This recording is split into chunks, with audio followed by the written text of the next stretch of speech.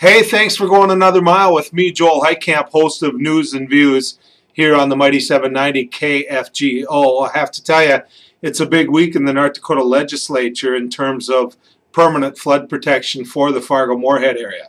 A bill you really need to keep your eye on is Senate Bill 2020. It's going to be in the House Appropriations this Thursday for a hearing.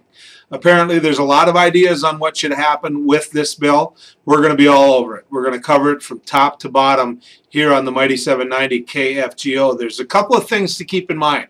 Number one, Grand Forks.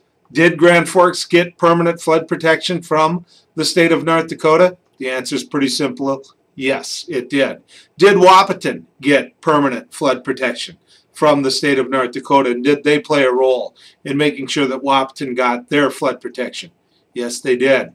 Fargo deserves it. Fargo has waited long enough, and it's time. So Senate Bill 2020 should be passed. It's a bill that shouldn't have a whole lot of things hooked to it. It shouldn't have a whole lot of intangibles on it, and it shouldn't have a whole lot of politics played with it, quite frankly. It's a bill that needs to go through, and Governor Dalrymple needs to provide strong leadership to make sure that Senate Bill 2020, the State Water Commission bill, which is where the money is in for permanent flood protection, happens just the way we've talked about.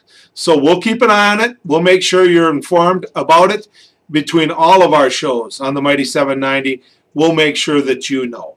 Thanks for going another mile, and we'll talk to you a little bit later in the week.